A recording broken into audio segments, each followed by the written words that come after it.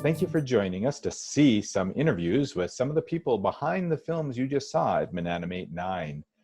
I'd like to thank them all for taking the time to talk with us, and you can find out more about them, find out more about Minnesota animation by going to MNanimate.com, by going to Facebook and joining the MNanimate group. So make your own film so you can appear in a future MNanimate as well. But first, I'd like to thank the Film Society of Minneapolis-St. Paul. They've been our host for the past few years, and also the Minnesota State Arts Board. This happened this year, partly because of a Artist Initiative grant that I was awarded from the Minnesota State Arts Board. So part of that grant allowed me to create the project of mine that I made that you saw called My Northeast and Yours. It was I often do public animation projects with my Sloppy Films animation station, a portable stop motion animation setup. Because of the global pandemic, I wasn't able to do that this year. So instead did a call out for people to send me some images about places that meant a lot to them, and also asked them to send me some sound where they talked about it. And then I live streamed 4 days of animation, working on those pictures and creating an animated film about them. So that's a little bit about my project. I'll be doing a similar project again this fall. So if you're interested in being part of that, go to on Facebook, the SF Animation Station, which is Sloppy Films Animation Station. So like that, or go to my website, johnacre.com. And now for some interviews with some of the other animators who are part of the show tonight.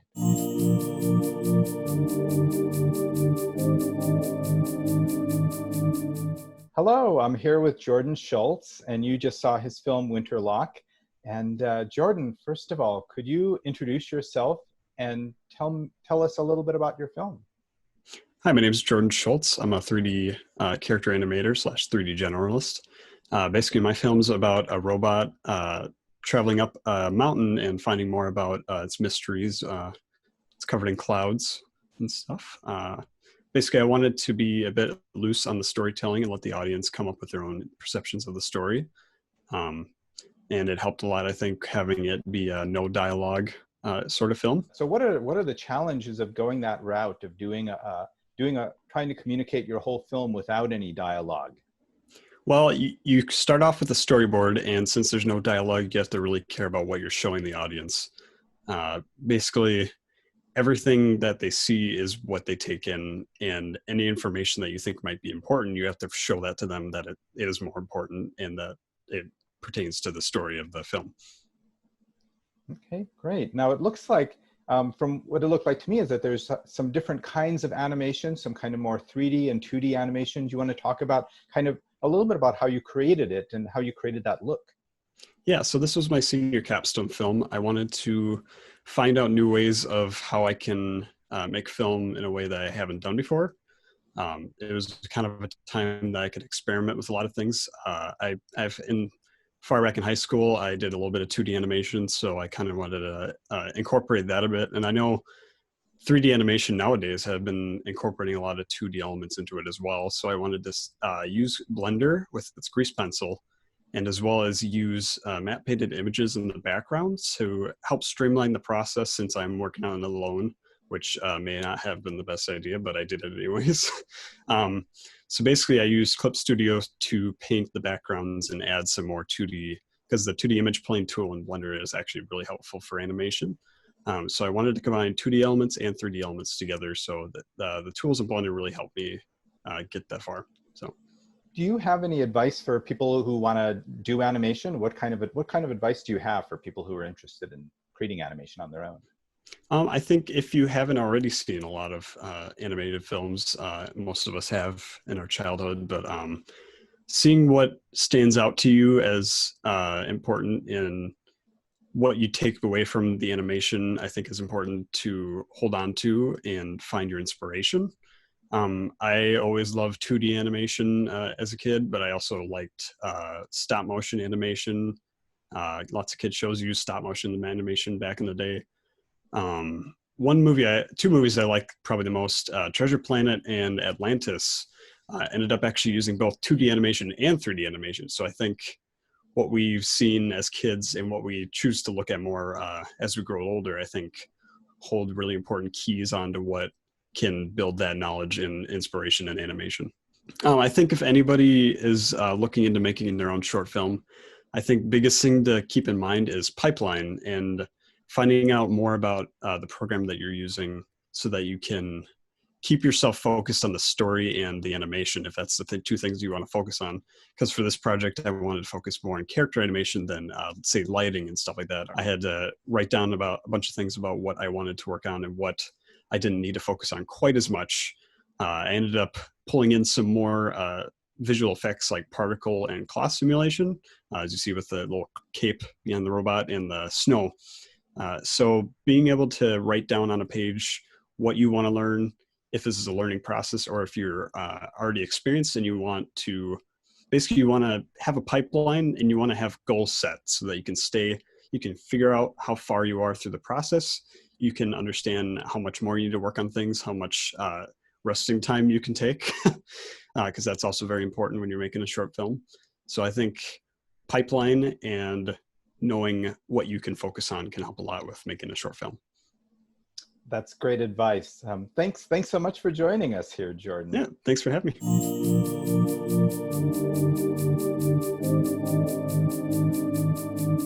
Hello, I'm here with Garden Green. You saw Garden's film Us, Chapter 1.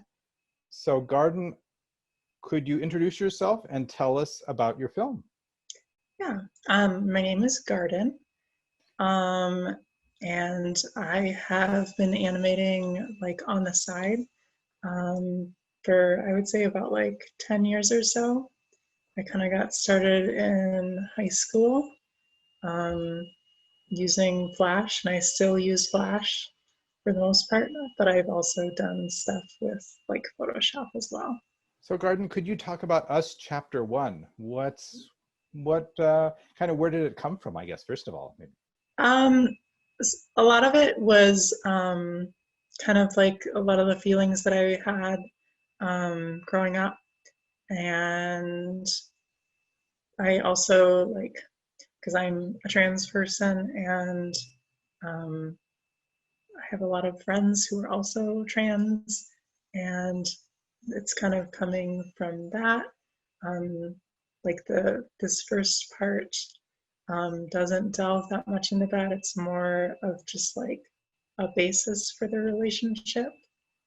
But it will eventually evolve into that and get a little more complex. Yeah, could you talk about it? So it's Chapter 1. It's the first of a series. Mm-hmm. Yeah, could you tell us what we might expect, or or how we find out more if we want to follow the series along? Yeah, I have I have like the next part mostly written. For the most part, I haven't started anything with it, but I have like a general direction of where it's going, and it'll deal with like the Dahlia character will eventually like transition to a male, and like it'll just be with like how the relationship is affected by that and like how they grow as people. The names, the flower names was really interesting. And it kind of went with kind of the whole, I would say like the color scheme of the film. I was wondering if that might be something you'd want to talk about, just kind of the where the color scheme kind of came out of. Yeah, like the flowers themselves, like for the intro screen and everything, are like the trans colors. And then like for the characters, I specifically chose to make them named after flowers, because I wanted like the idea of like rejecting that flower, and maybe like transforming into something else, and like, I don't know, like flowers blossom and things like that. So that's what I was going for. Cool. And I thought that the soundtrack was really interesting, just the way it was almost like like we were being led into a secret, the way the kind of the Yeah. mystery. If you want to talk about that at all.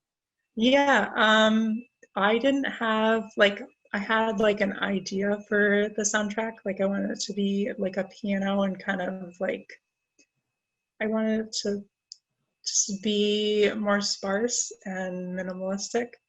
Um, but the woman I got to do for that, I just kind of let her do what she felt inspired to make for that. But I'm really happy with it. Cool. So Garden, do you have any advice for people wanting to get into animation or kind of get more into animation? Yeah, definitely just, I would say don't let um, anything like affect you. Like if it's not super great at first, that's fine. Like there's so many different styles of animation and like techniques, and it's really just about telling a story. It's not specifically that important how it looks. Okay, great. Thanks so much for joining us, Garden, Yeah, and being part of Mananimate. yeah, thank you.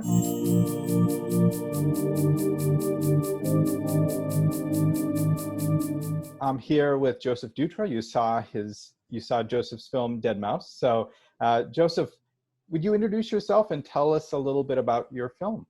As he said, I'm Joseph Dutra. I created the animated short Dead Mouse. It's basically like a combination of Mickey Mouse and Deadpool, and just like these little snippets of adventures he has. Joseph, it seems like, from other work I've seen of yours too, that you have a real fascination with animation history. And I was wondering if you could maybe talk about that. What intrigues you, what interests you about that, and why do you make that part of your work? With animation, you could like take it 2 steps further than you can, filmmaking. You can bend it to your will as much as you want with a simple click of a button on Photoshop or a simple drawing of a line on a piece of paper. It's always cool how we've gone further with the technology of it. From 2D to 3D. To combining the both of those things. It's always really fascinating to watch. So Joseph, I know you do all kinds of filmmaking. Animation is just part of that. You think you're going to continue doing animation, or are you kind of moving on to other kinds of filmmaking? Oh, absolutely. I mean, I have a couple of ideas. For shorts I want to do. Don't want to give them away just yet, but yeah, they sort of have to do with depression. Well, the first one does anyway. And it's actually based off this children's book, so hopefully eventually I'll get that one made. But right now I've just been working on other people's projects. And I'm actually going to be working on an animated end credit sequence for this action film I directed back in February. Cool. So is there any advice you have for people who want to get into animation? Grab a piece of paper and, start drawing. It doesn't have to be like a complex type of detail thing. It could be a simple, stick character or a bouncing ball. It's like you can do a lot with just a stick character or a bouncing ball. Okay, excellent. Thanks so much for joining us, taking the time to join us, and have a great trip out to California. Thank you.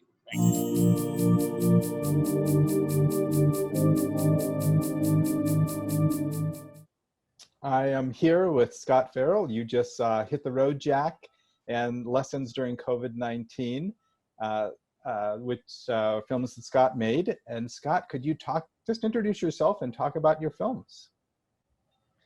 Sure. I'm Scott Farrell with Rent the Sky Films. We've been around for about 30 years, but only in the last couple of years have we concentrated more on animation, stop motion especially, and mixed media. We've been doing anything I've been an editor since the 90s, but I've animated since I was probably 12, something like that.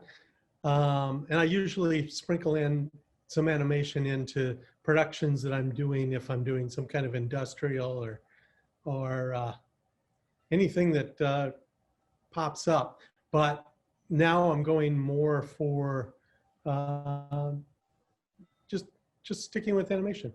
I love the background. What's behind you? Could you talk a little bit about what we're seeing behind you there?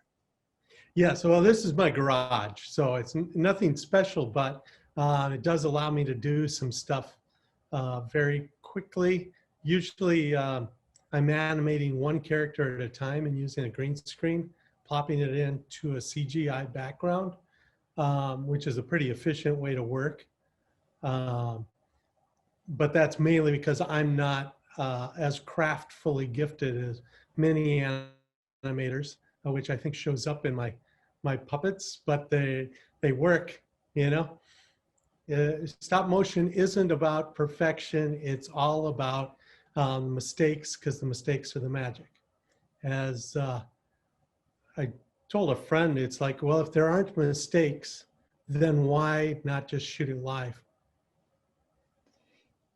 The look of your films is so unique. Could you talk about that? I mean, there's definitely photographic elements, stop motion elements. Could you talk about just kind of how you developed this technique? How you maybe a little bit about how it's done? Sure. I actually have been working since the late 90s off and on with a friend, Chris Mars, who's an artist, a really fine artist. But we've also worked in After Effects for a long time. And then he started doing 3D animation before I even thought about it. And basically he pulled me into the 3D world, and I saw things that I could do that I've never seen before. And that's what I basically want to see, anything that's new. So the way that I do it, you know, I build my own armatures, and I have one right here. That's what's underneath these guys. This one happens to have wings, but you don't have to have wings on all your characters. And I've got different styles, but I've made my own armatures so that I can quickly and cheaply make whatever I want. As I say, I'm more of a technical artist than a crafty artist. So when I put things together, they just basically, however they turn out is how they turn out. So your piece, The Lessons During COVID-19, of course, deals with how we're coping with the pandemic going on. Could you talk about what it's like being an animator during COVID-19 compared to being, it sounds like you've done other kind of film work, being compared to doing other kind of film work? Yeah, in fact, I mostly have been on set for the last 15, 20 years. And actually before COVID, I had some illness, and for the last 2 years have had to do a lot less on set. But I was basically cured in January, and I recovered just in time to stay home. So I'm kind of used to this a little more, but it did allow me to really concentrate in the garage. By the way, the two characters here, Nate and Chloe, are named for two nurses I had over at the hospital. I won't go into that, but basically I made the COVID spots after I made these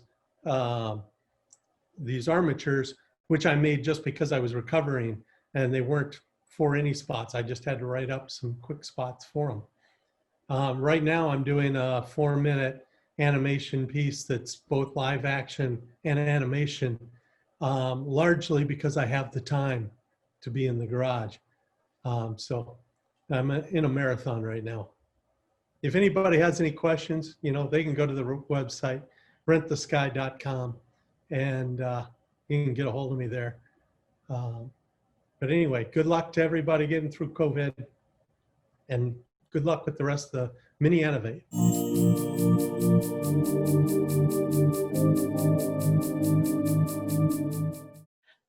Here with Marla Goodman. Marla's film, The Perfect Dress, you just saw.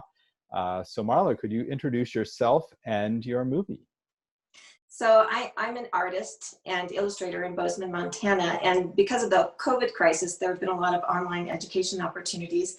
So I took an animation class through Film North, and that's how this animation came to be. So could you talk about the Perfect Dress? What is it all about?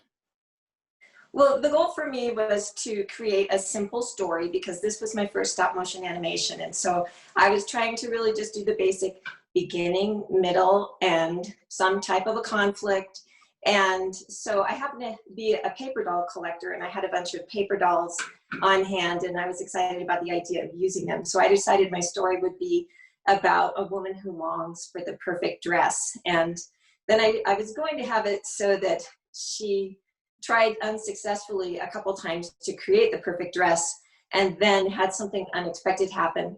But then just based on, I limited my clippings to what would fit in a particular drawer, because I knew, being a magazine lover, I knew I would just get completely out of control if I started using everything I had on hand. So I didn't have pictures of someone sewing, but I had a kitchen background that worked really nicely. So I ended up using her trying to make the dress in the kitchen. And a lot of my paintings that from a recent series had flames in them. So it ended up that she bursted into flames.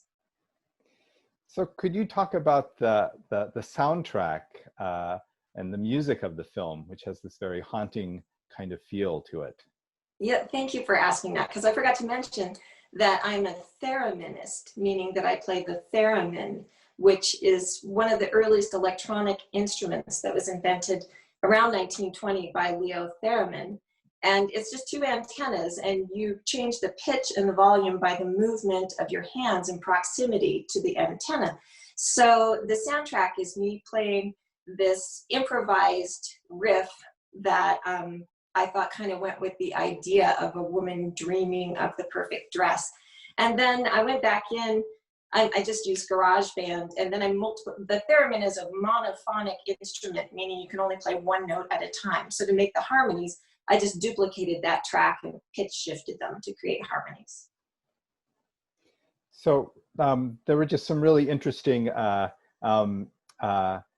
for a first animation project, there were some really fun little details, like when the feet were moving when she was going out the window, and kind of the use of space, kind of inside outside space, and the things inside of the house that we see through the windows and the outside that we see through the windows.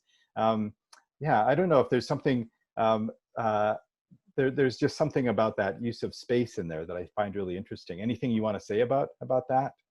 Well, for me, the thing that was really fun about this project was that I really was a beginner, and I was just really trying to literally respond to the instruction we've been given about how animation you can show movement and different ways of expressing movement and telling a story, showing long shots and interiors and exteriors. And so I was really just kind of trying to practice these little things, but then these wonderful magical little things. What I love too is that I would be shooting off and I didn't look back.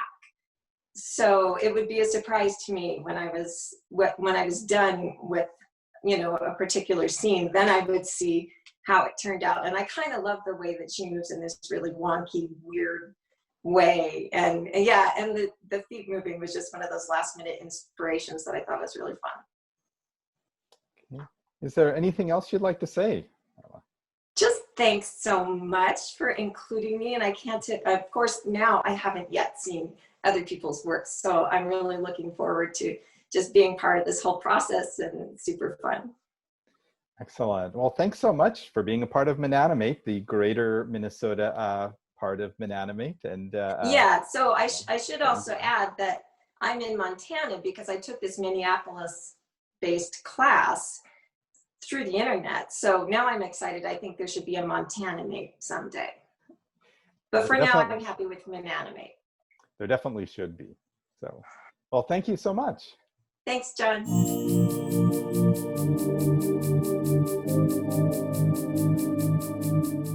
So So I am here with Colin Stanhill. You saw Inkode, Colin's film. So Colin, would you be willing to introduce yourself and introduce Inkode?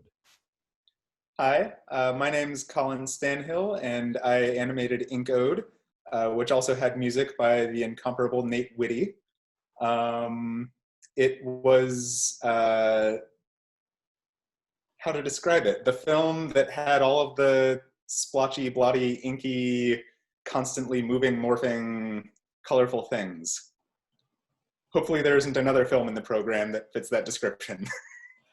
I think you have the you have the what you call it in the economics, you have the market in that in this program. So one of my favorite things about Inkode is that you know, I draw with pens, and sometimes you get the colors overlapping and it's thicker than all the other color, and you took that, which sometimes is like a frustration that you can't do it right, and you made it part of your film. I want maybe talk about that, just kind of all those great lines of the same color, but it's just slightly darker ink, and how there's a real rhythm that comes through with those. Yeah, thanks. So one of the main things that fed into this film is that I was drawing it while I was in the process of coming out as genderqueer and gender fluid. And I wanted to try and translate that identity into abstract visuals and create something that was as fluid and morphing as possible. And also I had this idea of not having any outlines for anything. So in the whole film, nothing has a distinct outline, but where it looks like there are outlines, it's because two colors are overlapping, and it's where they bleed together, and that's what creates definition and sort of in my mind, you know, abstractly, the identities of the individual elements of the film are created by the places where things overlap and create a third kind of concept. Now, Colin, also there's a certain way that that you created this film as far as like just the scale of it. I was wondering if you'd be willing to talk about that. Yeah. So this is the second film I've done at the 35 millimeter scale. So every frame is about that big.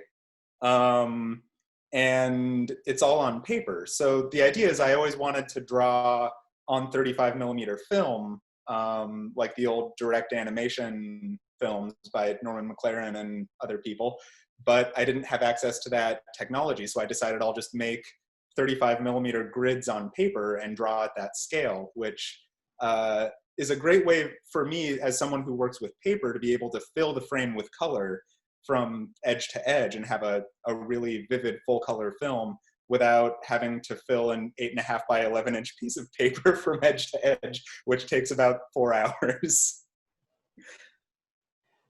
I also like the feeling of spontaneity about it, where even you like have a shout out to someone. Oh yeah. Aiden is my nephew. I've ever since he was born 3 years ago, I have somewhere hidden in each film I make is a little greeting to Aiden. So yeah, so that spontaneity, like, do you do a lot of pre-planning, or do you kind of just go, how do you compose the film, I guess? Yeah, in this case, a lot of the idea behind this film was trying to cut loose, because the last few projects I made were extremely regimented, very mechanically precise, and they took forever. In one case, I had a film that I spent just over a year on, and it ended up being 55 seconds long, and I wanted to do the opposite of that. So this was done at a small scale, as sloppy as possible, with lots of inks overlapping each other and bleeding through, and with each frame being essentially made up as I went along. So there was no pre-planning whatsoever. This was basically every day I came home from work and drew for about 2 hours every day for 2 months, and whatever came out on a given evening was what that sequence looked like. So I was doing my best not to think ahead and just to sort of do automatic drawing and see what the result might be. I'm just really excited to see what the rest of this program looks like, and to have these, you know, this has become such a staple in my life. MenAnimate is like one of the high holidays for me after being part of it for, I think, 5 years now.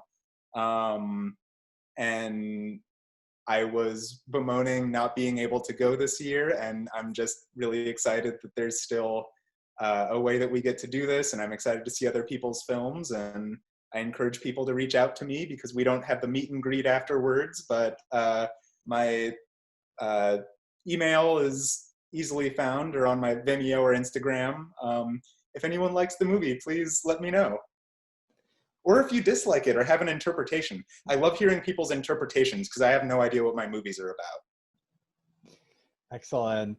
Thanks so much, Colin. Thanks so much for joining us and being part of Mananimate this year. Yeah, thank you.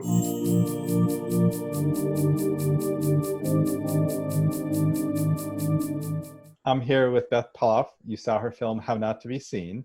So Beth, could you introduce yourself and tell us about your film? My name is Beth Peloff, and my film is How Not to Be Seen. It is a film made out of watercolor paper cutouts and animated in the computer.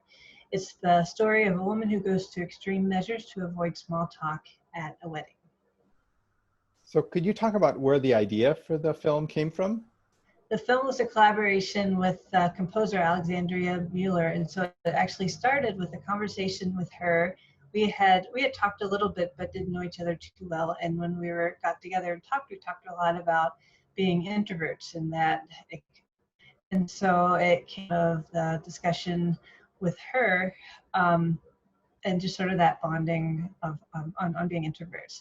And you'll notice in the film there's a viola that figures kind of fairly prominently in the film, and there's kind of the apparently in a lot of cases that the more introverted people end up playing viola, whereas the more maybe prima donna people play violin. And so so that's kind of maybe a little inside joke for viola players that the introverted woman also plays viola. So could you talk about the wallpaper pattern and kind of the way that, I mean, that's such a great pattern in the scene where the characters kind of disappears in the pattern. Could you talk about how do you make a pattern that someone could disappear into? I just started making pieces. So this all started on paint and so with on watercolor paper and watercolor paint.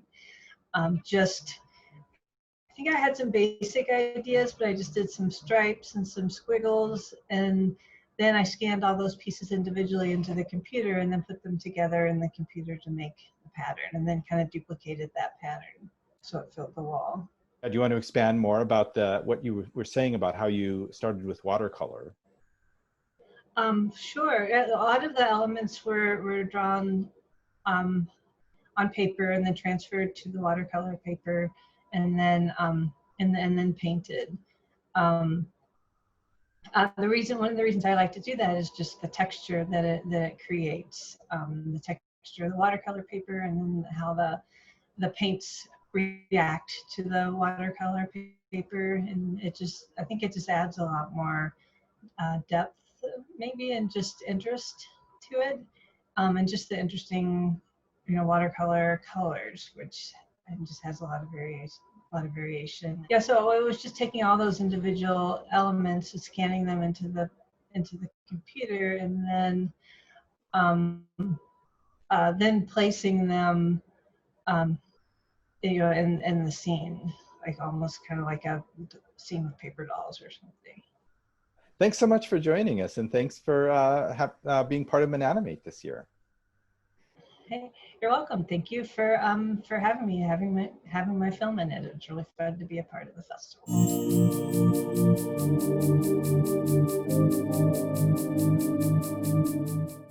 So I'm here with Robert Jersak. You saw Quarantine Horror Routine from Robert. So Robert, could you introduce yourself and introduce Quarantine Horror Routine?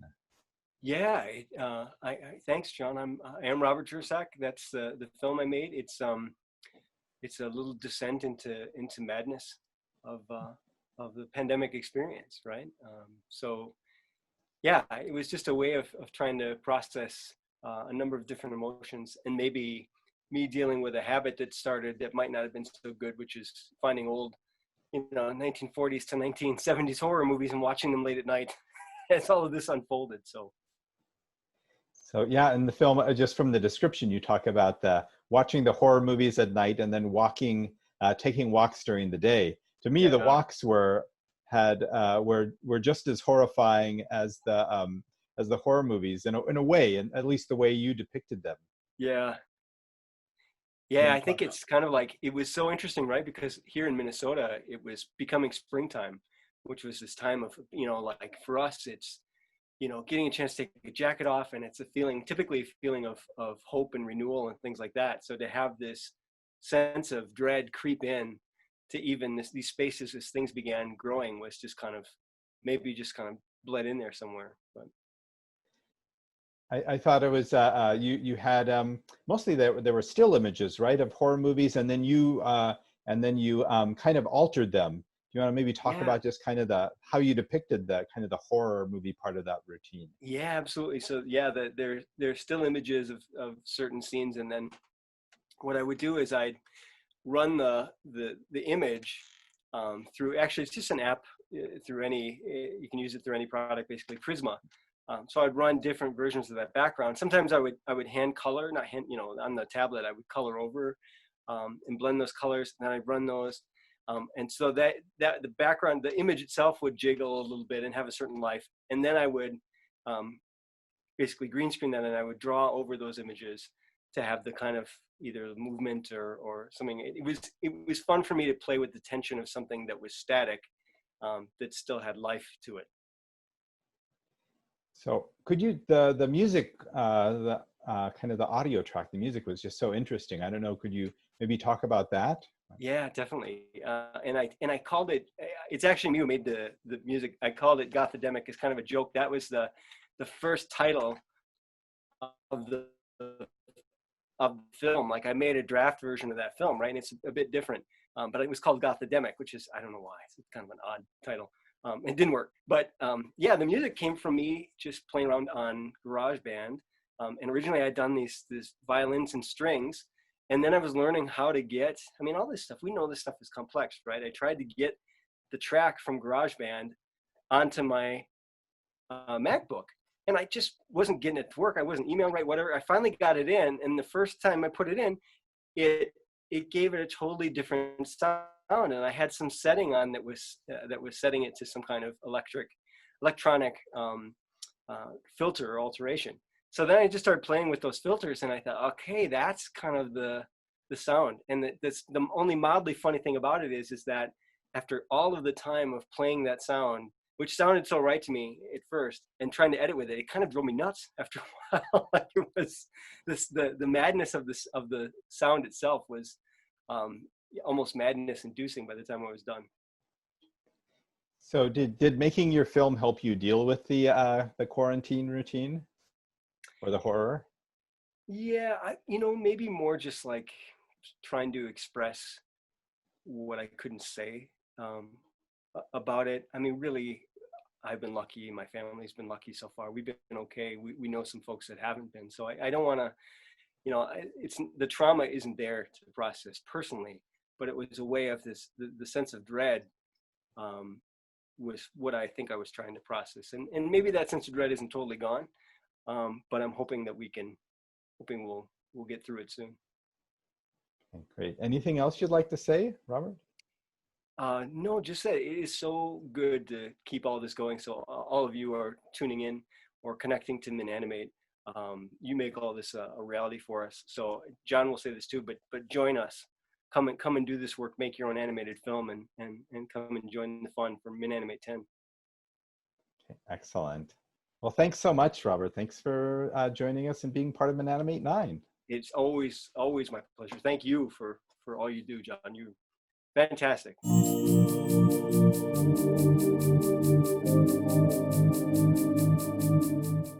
I am here with Sam Salvaggio and Kyle Christopherson. You saw their film, The Coolest Wife. So could you both introduce yourselves, say who is who, and tell me about your film? I'm Sam Salvaggio, and The Coolest Wife is about Kyle's wife. I call him Croon. Croon is a nickname, so if I accidentally throughout the interview say Croon, that's Kyle. Feels weird calling him Kyle. It's about his wife, though. Yes. Kyle Christopherson, also animator with Sam, and it is about my dear wife who puts up with a lot. Not nearly as much as this character, but it is based on my wife for sure. Yeah. So I was wondering if you, so this is kind of, you're actually the first team interview in ManAnimate. I mean, the only team interview this year. Would you be willing to talk about how you work as a team? Because this is not your first collaboration, is that correct? Maybe talk about how you work as a team and yeah. Sure. Yeah, we've been working together for 11 years now. And finally now we feel like we have something to show for it. We've got a bunch of small projects that just recently we've managed to finish up. This one wasn't finished too long ago. Took many years to make and develop this stellar piece that's going to be shown at the festival. But so yeah, we started with one very specific project that ended up taking way longer than we thought. And over time, as we were honing our skills, Sam was focused on the animating. I was doing the sound. We were waxing on and waxing off, yes, as I said. It was for a long time. So we would start to insert other little projects along the way to keep us going. So it ended up being a long drawn out phase to get our master work completed, but we finally did. It's about 7 minutes long.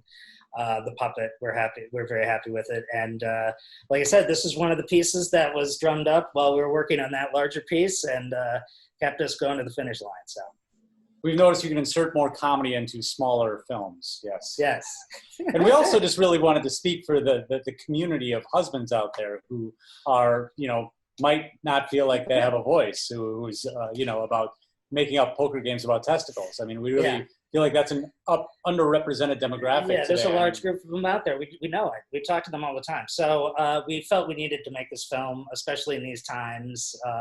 With all the uncertainty in the world, people, just need to really focus on what's important, and that's it's poker games about testicles.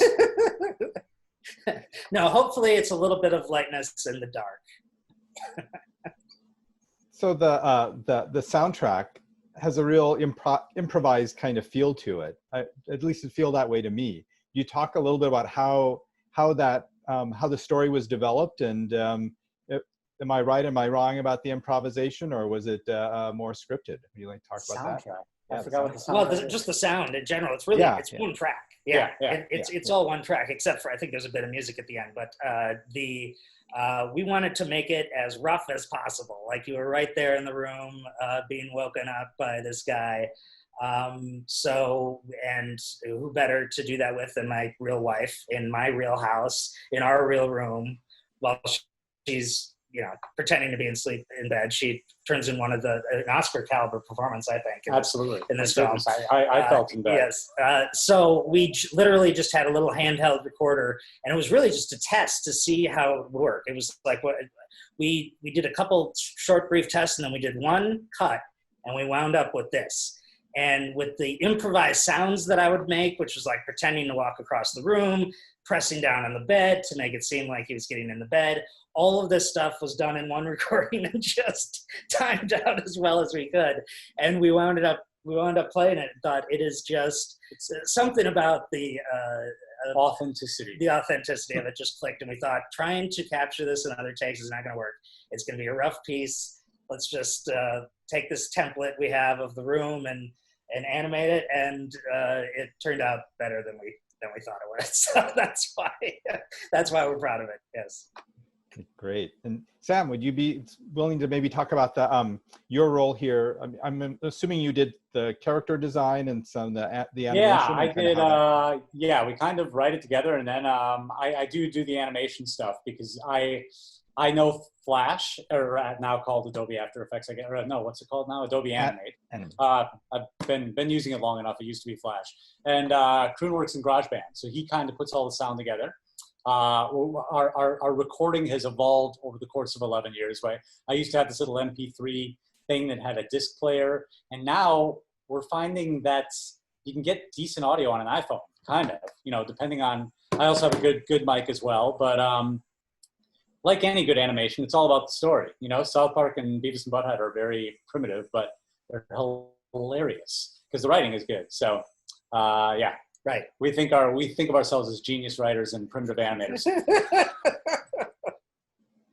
Yeah. Do you want to talk about, well, the character design, or is there some basis in reality, or how did you develop that? No, I'm just kind of not a very good drawer, and I just kind of, that's what came out. I mean, Well, you have like color forms of heads and arms and things that you can just plop into. That particular, yeah.